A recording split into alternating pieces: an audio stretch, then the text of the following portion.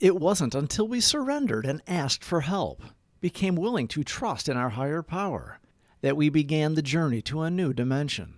That same willingness to believe, to trust, to have real faith in something greater than ourselves, is successfully used to relinquish the last vestiges of control over our character defects.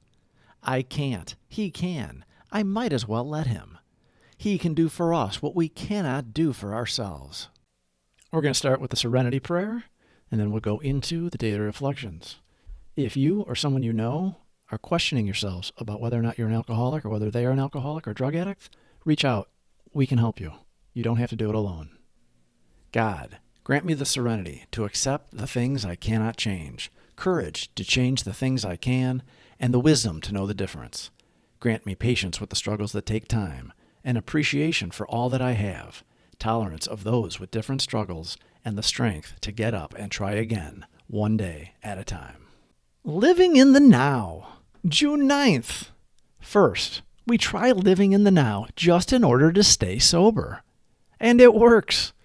Once the idea has become a part of our thinking, we find that living life in 24-hour segments is an effective and satisfying way to handle many other matters as well.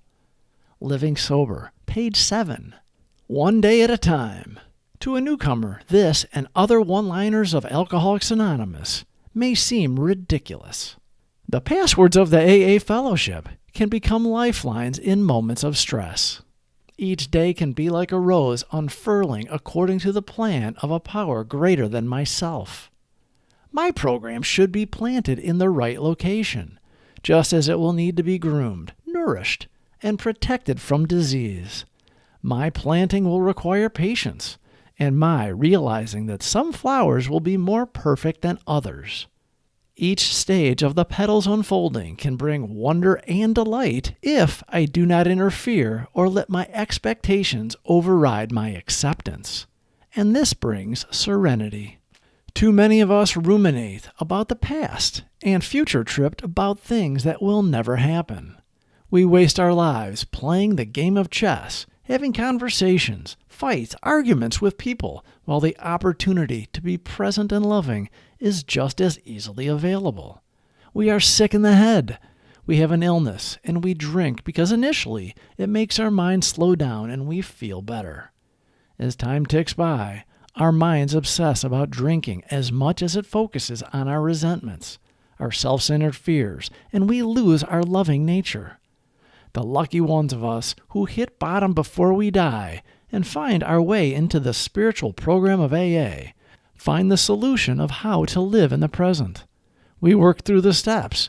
We clear out the wreckage of our past and ask our God to remove our defects. We make amends for our harms and can live in the present because we no longer carry all that baggage. It has been removed. Getting up in the morning, hitting our knees to pray for His help and guidance is not a hit to our ego. It is the solution to a great life. We stopped playing God and let Him drive the bus. He always has anyhow. The sooner we realize it, the better for us. As our sober lives continue, things present themselves that irritate us, and our initial reaction is to use our old character defects in reaction to life. We maintain our sobriety daily by staying connected to our higher power. Our will is subservient to what we believe His will is for us. That means doing the next right thing, and that is easily explained by not doing the selfish, fearful thing.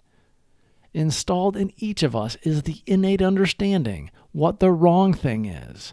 We feel it viscerally, and when we are grounded in Him, we react like normal men. We don't take it personally, and we are able to see where God is in each situation.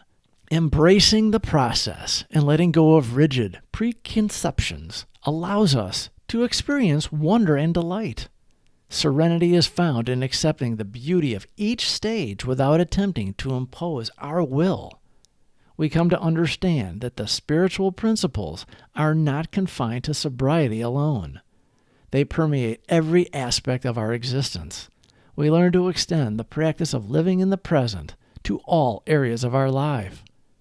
By remaining fully present, We appreciate the simple joys and navigate the challenges. Our perspective shifts. We realize that time spent worrying about the future or dwelling in the past is time wasted. Living one day at a time allows us to cultivate gratitude for the present. It helps us stay grounded and focused on what truly matters. We find solace in the now, knowing that we are exactly where we are meant to be. We discover a profound sense of freedom and inner peace. We are not alone in AA. We walk this path together, supporting and uplifting one another. The shared wisdom and experience of our fellows provides guidance and strength. The newcomer makes grand statements about never taking a drink for the rest of their lives, and they mean it. The old-timer who has been there suggests they concentrate on a smaller time frame. Can we make it through today, just until our heads hit the pillow, without taking a drink? Sure, we can do that. Maybe tomorrow we will drink, but today we won't. We hit our knees again, and when we retire at night, we thank our God for keeping us sober another day. Simple, not easy, but we know our faith is growing. Living in the now. June 9th. First, we try living in the now just in order to stay sober. And it works. Once the idea has become a part of our thinking, we find that living life in 24-hour segments is an effective and satisfying way to handle many other matters as well. Living sober, page 7. One day at a time.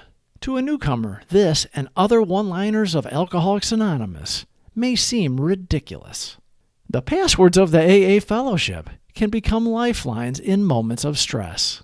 Each day can be like a rose unfurling according to the plan of a power greater than myself. My program should be planted in the right location, just as it will need to be groomed, nourished, and protected from disease.